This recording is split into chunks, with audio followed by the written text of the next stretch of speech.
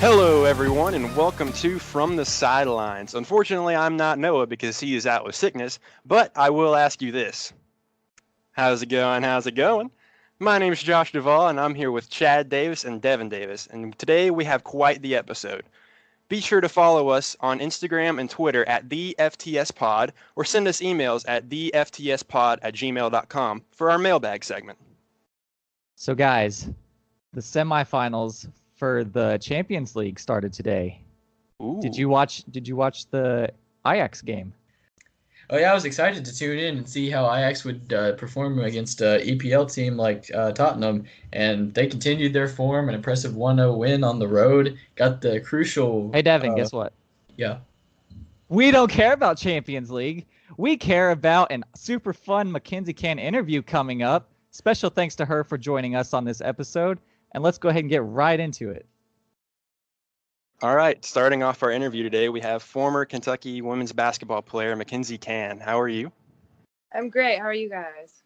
Doing good. I'm doing good. Good to have you on. First ever guest. How's that feel? Feels pretty special. Thank you guys for having me. All right, so you grew up in Anderson County, right? Yes, I did. Can you tell us? Nice. Can you tell us about what it was like growing up there and playing basketball there? Well, it's a pretty small town. Only one high school. And I actually didn't play basketball till like middle school. I actually played soccer. Hey, that's Devin's sport. That's my sport, yeah. Yeah, I played soccer, and then I was kind of really always athletic, and I kind of got too serious too soon. I got burnt out, and so I just decided I wanted to play basketball one day, and so I did. And I tried out for the team and made it, and it worked out pretty well. So I'm glad I did that. But it was really cool growing up, like right close to Kentucky, I guess. Like growing up, basketball was a big deal in Kentucky, so that was pretty cool. Other than that, not much more to do in Lawrenceburg. I think I went to a Pizza Hut there once. That was about it, though. Yep. Well, I mean, we have like 2 bourbon distilleries, but until 21, that was pretty useless to me. So. Oh yeah. I'm glad you made your team because I was the last person cut when I tried out for my team. Aww. And I was sad. Well.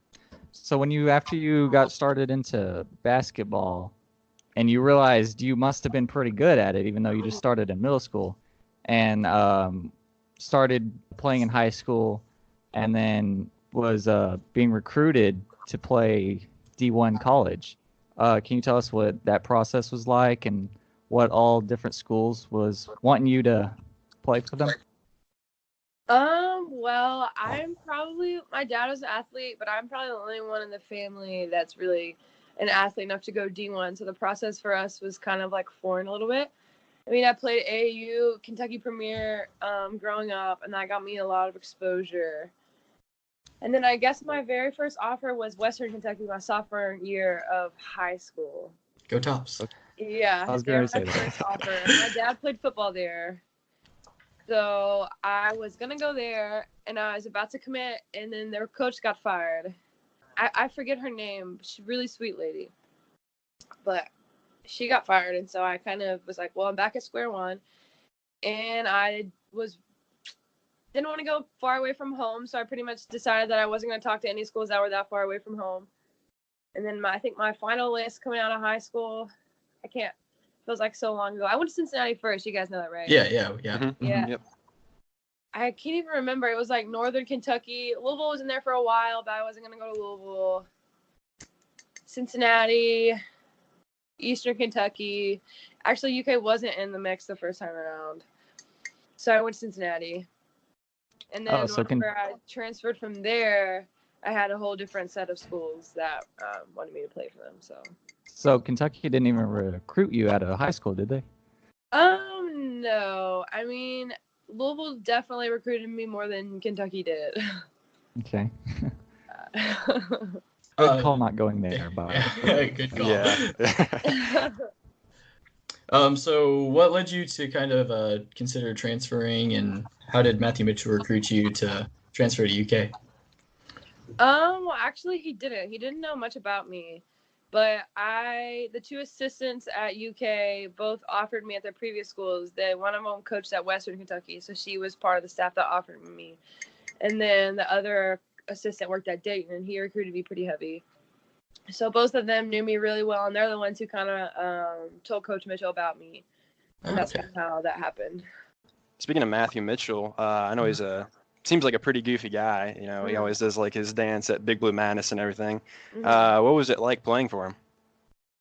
I don't know if I can say the right words for that. It was quite the experience. I would say he's definitely goofy. He's definitely likes to dance. I would say I'm just grateful that he gave me the opportunity to play for my state, because that's something that I really always wanted to do ever since I was little. So you had to sit out your sophomore year due to the transfer rules. Did you happen, probably not, but did you happen to notice, well, we had season tickets to the game. We got called to be next to the goals on each side. Did you remember seeing us at all? No. They actually mopped the floors for that game. Do you remember seeing me? I was on the opponent's side, so I was with Arkansas, and that was when Jimmy Dykes was the Arkansas coach. Okay, yeah. So I got to like watch Jimmy Dykes coach that game. That's cool, yeah. Yeah, they also got to mop the floors of that game. I was watching them on TV. Yeah. I didn't see I still have the videos on my phone, so pretty good experience for me sitting courtside. I did have to work a lot. Normally I don't see those guys doing much, but of course when I do it, everyone falls every possession. So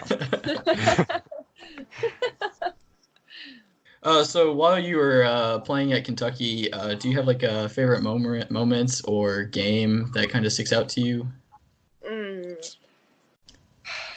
Favorite game, I would have to say there's a few. I would say as a team, my favorite game was, so I'm counting, since I redshirted, I counted as freshman, sophomore, junior, senior, super senior. So I'm going to say that was my junior year.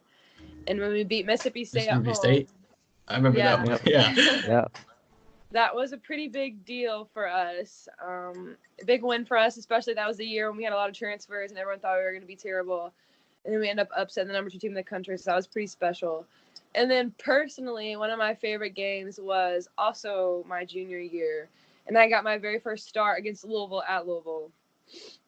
And we went to double overtime, and I played all 45 minutes. So that was probably my personal favorite game. Nice. My legs would have been dead after playing 45 minutes. Yeah, I actually had a really bad back spasms. I had a back brace on, and it was bad. But it was Louisville, so I wasn't coming out. They didn't want me to. Well, speaking of the year with all those transfers, which is still quite a mystery today. Like, not very many people know what happened, and I don't know, maybe you're not allowed to talk about it, but what kind of made you decide to stay in the mix of all that? There's a couple of reasons. The obvious one is I'd already transferred, so if I was going to transfer again, I would have to sit out. So that's pretty much off the table for me. I'd have to drop a level, and at that point, I wasn't ready to do that.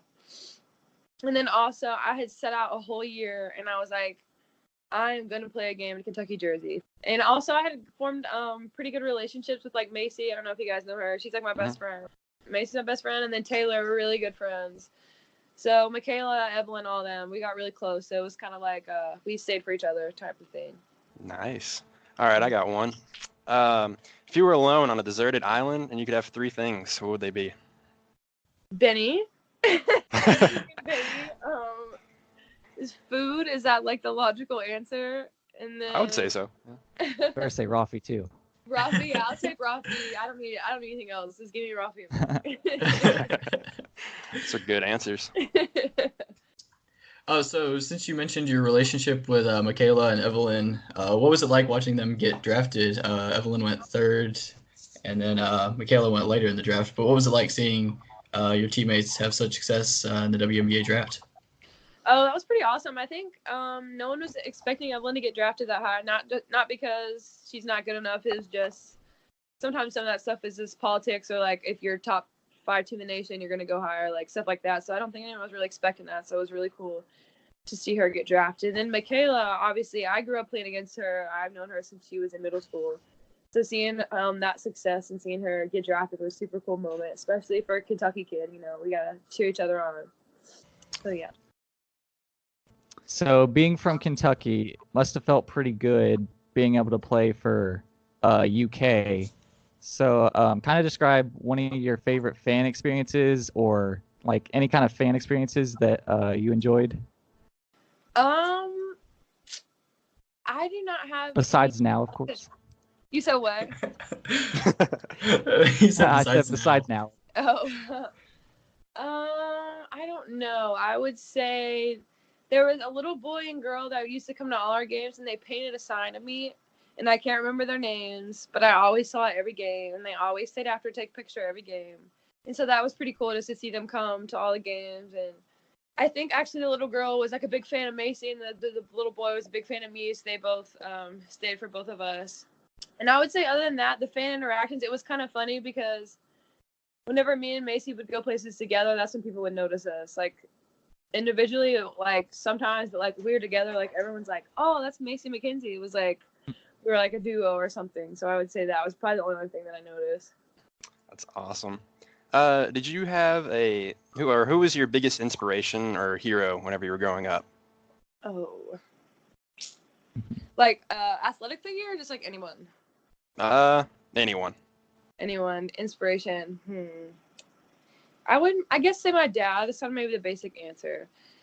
But my dad kind of came from a really tough situation growing up, and he made something of himself and then was able to provide for me, and I grew up very fortunate, so that's like the inspiration to me. And then also he's the only athlete in my family, so and I'm now the only athlete, so he gave me that gene, so. Awesome. Yeah. Athlete, I love Rondo. And I know he's a jerk, apparently. I don't know him personally. I've just heard he's a jerk. But I grew up loving him. I was a cool player. You're a Boston sports fan, right? Yeah. Yeah, I love the Celtics. I love Rondo, even though he's not there anymore. But that's where he was at during his prime. And that's where he was at when I was like old enough to like get into sports and pick a team. So I was like, they're my team. Yeah. All right. So do you have any advice for any upcoming high school basketball talents or any players entering college? Well, I could give a lot of advice, but I would say my best piece of advice is to go somewhere that you'll be happy playing basketball. You mean like recruiting? Like if someone goes to college basketball? Yeah. I would say go somewhere that you're going to be happy and not necessarily where you get the biggest status or anything like that. Just go where you're going to be the best fit and because as someone, I mean, I've technically transferred 3 times. So, because I guess twice actually. So I would say go where you're going to be most happy. That's probably and don't let anyone else tell you where you're going to be happy at. That's probably my best piece of advice. Okay, so the second mystery I'm going to bring up. Were you a senior at Kentucky ever? Because I don't think you had a senior night, did you? Or you were there on senior night? Yeah, that's a little bit of a story. I was supposed to come back for my super senior year. And so I didn't walk senior night. I was senior academically, but I didn't walk because I was supposed to come back. So they were going to let me walk with Macy and Taylor in their class. And then I graduated, and UK didn't really have a master's program. And so I was kind of at the point where, like, do I want to – I mean, I kind of knew, like, I'm not going to go to the WNBA, so, like, that's not really my goal. And I decided that I would want to go get my master's. So I left, but senior night was already over. So I was technically a senior academically, though, but if that answers your question, kind of senior. Speaking of academics, I know you made honor roll, SEC honor roll multiple years. What was it like being a student athlete as well as, the academic side of it? Well, actually, it was, challenging, obviously, but I would say that the amount of support that they give you, like, we had a tutor for every class, unless you had, like, above a 90, like 3 or something, you had a tutor. Then you had lots of mandatory study hall hours, which, like, at the moment, especially being young, you're like, I hate this. And then at the end of the semester, whenever you have a 3.7, you're like, okay, it was okay. It wasn't so bad. Yeah. But I would say, like, they had the CAT Center at UK, and that's something that they didn't have at Cincinnati, so that was new for me. But they just have a whole lot of support there, a lot of tutors, a lot of help. So it was hard traveling, but they just have so many resources for you that I think, like, the team this last year, they had, like, 10 people on academic honor roll, something crazy. Like, they just really That's awesome. Academics, yeah. School comes first. Yeah, I would say the only trouble I had with that was I was actually an animal science minor, and we had all of our, I don't know if you guys have any friends in ag or anything, but we always, on Fridays, we went to lab at the farm, and we always played on Thursdays, so I would always miss the labs, and I like had to change my minor because I missed all of that.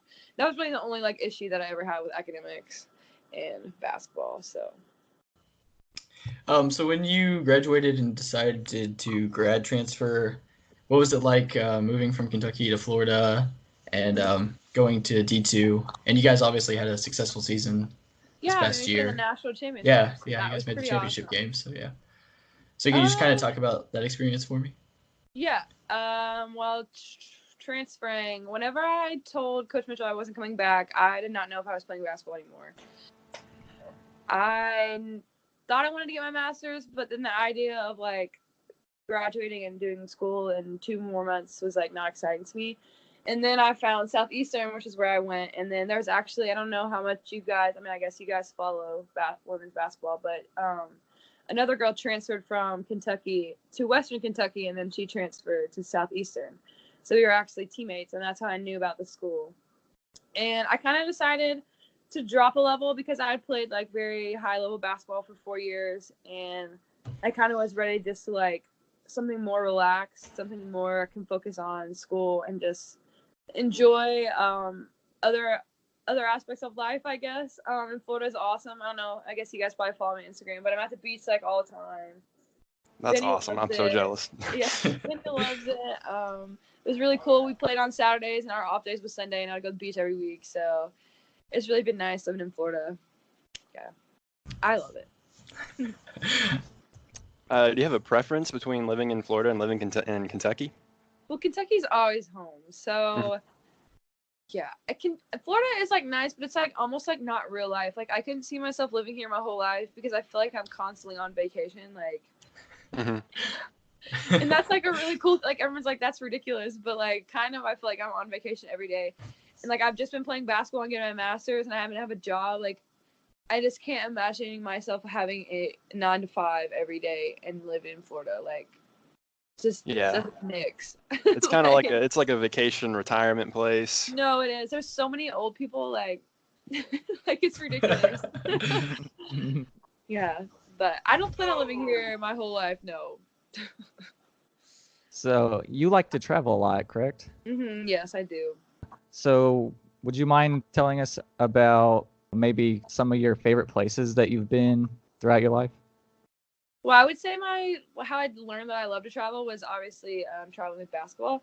But like we always went places and we never really got to see much. We would always just go from like the plane to the hotel to the gym, which obviously like that's our job. But I was always like, I have to come back. Like this is like a really cool place. So my favorite place that I've been probably Jackson Hole, Wyoming, and my dad took me there as a grad gift last summer, I guess.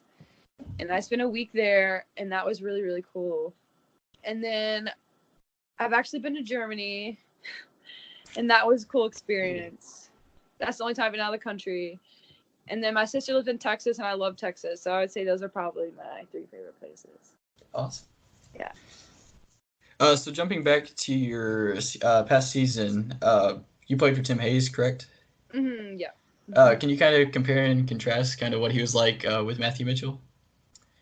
Yeah, well, they're really different. And I would say it's a little different playing on a different level because at the D1 level, a lot of it's like money. A lot of it's like a lot of pressure to perform and things like that. And obviously my coach here like wanted us to win, but it's not like he's making millions and stuff like that. Like it's just a different. So he's a little more lax, a little more chill, I would say, my coach here. We only practiced for like 2 hours. It was great. It was like different. I'm used to like 4 hours, grind it out, like, and it was like 2 hours, pretty chill. So I would definitely say, but my team was actually a lot of transfers. I don't know how much you've looked into. We had like 71 transfers, and a lot of my teammates came from like not so great situations. So my coach from this last year kind of took that into consideration, and he was like pretty laxed. So I would say they're definitely totally different. Yeah. All right. So Since you like traveling, I've got one. If you were on a long road trip and you had to stop at a gas station, you could get one snack. What would it be?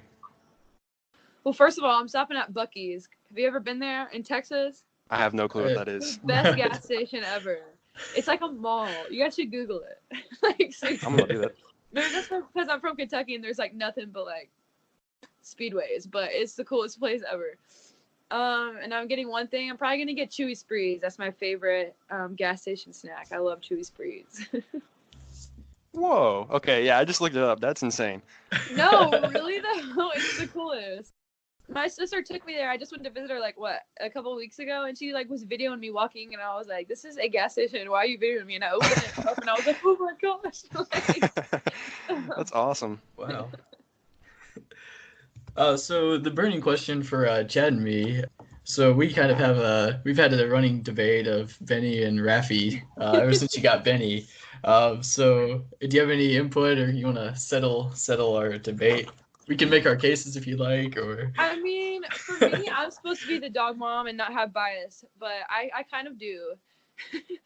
But I feel like Rafi's my day one, you know. He's been there since I was freshman in high school. He's my day one. I literally took prom pictures with him. I mean, that's the day one. Hopefully he's alive when I get married. He can be in my wedding. But Benny is like my travel buddy, and like he can fly with me, and he's a little smaller. And Benny is super smart, and he's super, that dog breed gets super attached to their master. So like for me, I'm his master. So he's very much in tune with like me. Whereas Rafi is friendly with everyone, which is great. But it's like, just like me and Benny are like, we're like best friends. So that's corny, but. So I would say Benny's probably my favorite, but I like them both. I was gonna say, so you took Benny with you because he's more of like your pet, and then Rafi was like, kind of like the family pet. Yes and no. Yes, I kept both of them in Lexington because I lived in a house. That was a lot easier. But like Rafi's 90 pounds and Benny's 45, and I live in a small apartment with 2 girls, so 2 other girls, not including me. So there really wasn't enough room for Rafi and not both of them to be wrestling all day. So I had to make a choice. Okay. And I chose Benny. Did you name Benny after Benny Snell, or was that just a freak coincidence that worked out? Well, I named Rafi after Rafi Little. You remember him a long time ago, running back? I don't. That's why I'm number 22, because he was number 22. Oh, okay. Yeah, and then that's kind of one of the reasons I knew Benny was for me, because he already had that name. And so when I adopted him, his name was Benny, and I was like, wow, that fits perfectly with Rafi, because I named my last dog after Rafi. And I'm actually friends with Benny Snell, so I would never tell him that. It just worked out that way. I think, not to say that Benny isn't cute or anything, but I like how Rafi looked when you Oh my god. dress him up and put different costumes on him. Oh, yeah. That's just what I prefer. Like for Halloween and graduations and stuff. I know I saw pictures with them having little caps on them. So. All right. Well, for some reason now I'm black. picturing Benny Snell in different costumes. Yeah, Benny doesn't dress up as well as Rafi. Rafi's very compliant. Benny makes better March Madness picks, though. So. Yeah. Yeah. So one of the best things I think I've ever seen is you putting 2 treats on your knee, and then you ask your dog who's going to win this March Madness game. And whatever treat it picks, that's what it picks. And my favorite one of that was when the Kentucky and Houston one. You put a piece of broccoli there for Houston, and then a really delicious treat for Kentucky. So I enjoyed watching that. That was Not biased at all. no bias. And okay, one more thing. Why Rafi's my favorite? He ate a whole ice cream cone in one bite. Oh yeah, he does that pretty regularly. He loves ice cream. That is his favorite treat. So yeah, I knew I could get him to pick Kentucky if I put the ice cream cone out there. He's like super grateful though. Like most dogs like won't eat like vegetables, but like I don't know if you noticed in the video, but like when I put the celery down, he like thought about eating it, and then he saw the ice cream cone. He was like, "Wait, there's ice cream." So he still picked the ice cream. All right. Non-basketball related, what do you think is your biggest accomplishment? Oh gosh. Well, I've only played basketball for so long, so I don't know. I guess getting a degree. Getting my degree is a pretty big accomplishment. Working on my master's, almost done with that. That'll be a big accomplishment. So I would say those are probably my biggest accomplishments other than basketball. So what's like your dream job? Dream job. I would love to do marketing and fundraising for a nonprofit, particularly an animal rescue.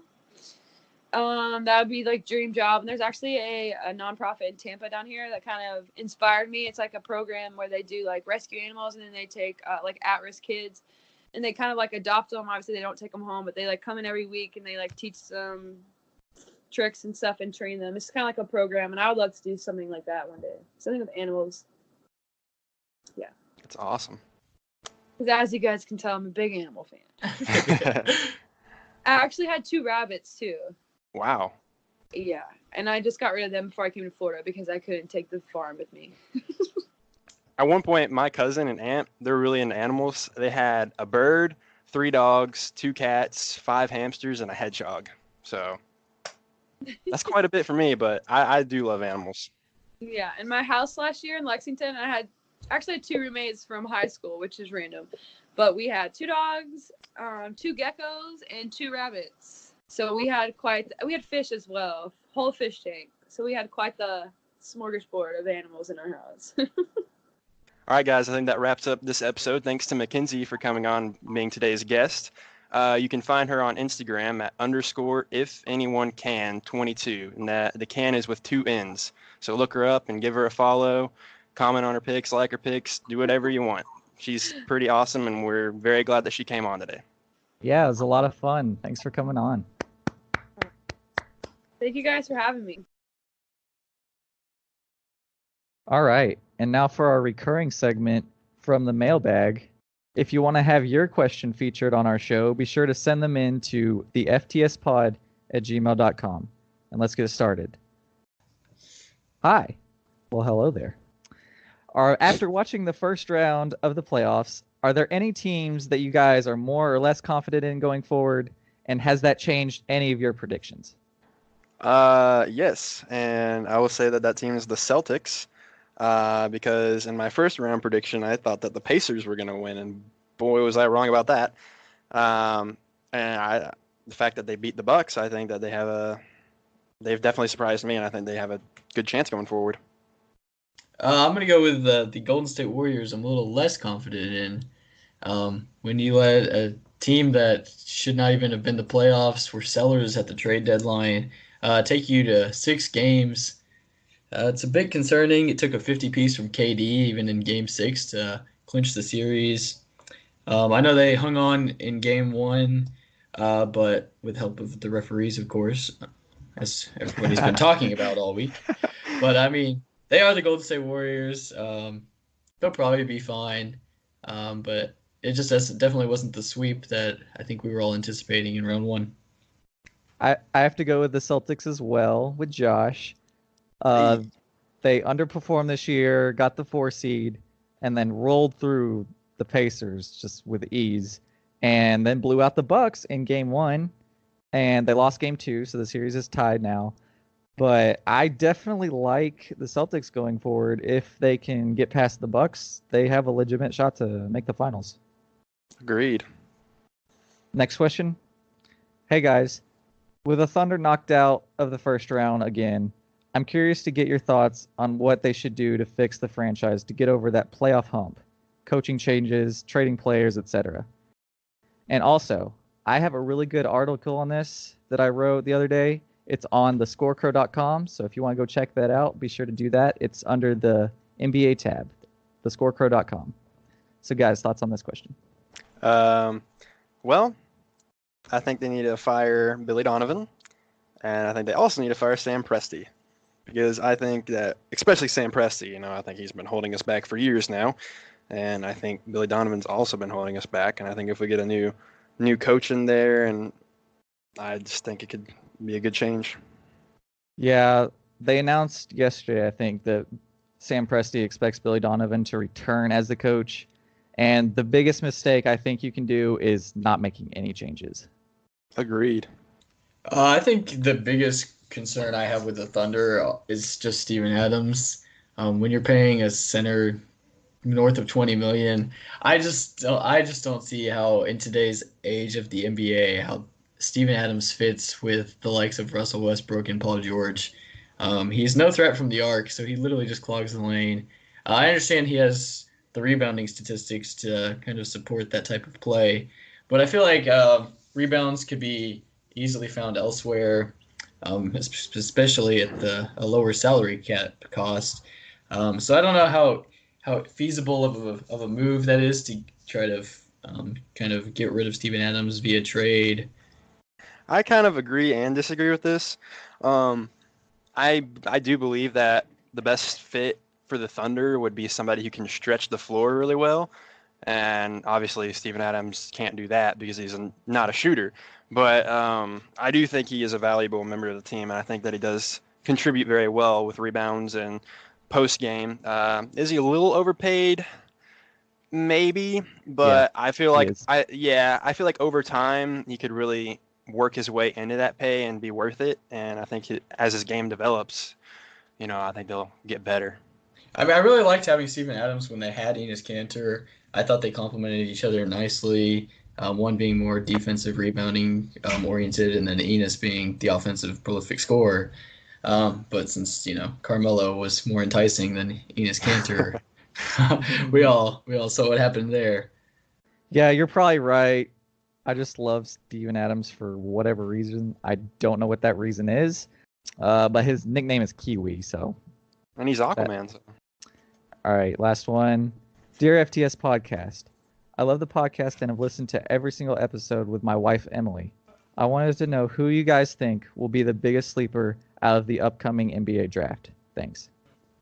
Well, I'm going to go with probably a pick that you guys will disagree with, but I think I'm going to go with Romeo Langford.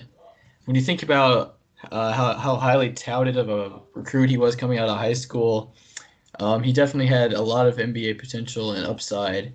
He was projected a top 10 pick, but he also had a disappointing season at Indiana, and that's kind of caused him to slip out of the lottery in some of the mock drafts up to this point.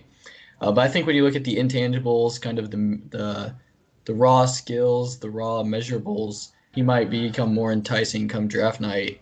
And I think when he gets into an NBA system where he kind of has more freedom to drive since he's not a prolific shooter from the arc, and that's kind of how he was used at Indiana.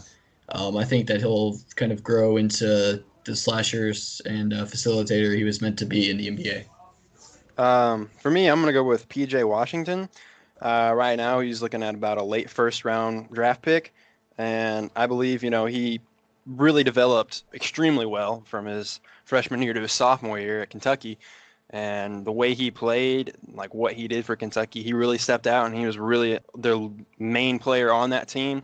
He averaged 15-plus points. Like, he had a stretch where he went, 9 games, averaging over 20 points. He just absolutely crushed it at the end of the year, and I think that he could possibly even be a lottery pick. I feel like he's definitely been slept on. My pick's going to be Cam Reddish. Coming into the season, he was projected a top 5 pick along with fellow teammates R.J. Barrett and Zion Williamson. Obviously, I think he was undervalued at Duke, overshadowed by the likes of Barrett and obviously Zion. So I feel like people have not paid as much attention to him as I think they should. I think the latest mock drafts I've seen have him going still in the top 10, but around the 8 or 9, maybe 7, that range. He's an underrated three-point shooter. I feel like he can shoot the ball very well and stretch the floor as a small forward. But yeah, that's my pick. All right, I think that wraps it up. And thanks to our sponsor, SeatGeek. Have you ever thought about buying tickets, guys, for sporting events or concerts? Yeah. Monday Night Raw was last night. Exactly. Wanted to go to that. Guess what, Chad? SeatGeek. SeatGeek is the answer to everything. And let me tell you, you need to download SeatGeek right now. Go on the app and use our promo code FTSPOD to get $20 off your first purchase, and you will not regret it. We've had a few people use it already, so make sure y'all are using that code. It's a good deal. And that concludes episode 8 of the From the Sidelines podcast. Again, a special thanks to former UK women's basketball player Makenzie Cann for her tremendous interview. Be sure to follow us at the FTS Pod on Instagram and Twitter, and send in any emails and questions you have to the FTSpod@gmail.com. Bye. Have a Bye. great Have a great time. time.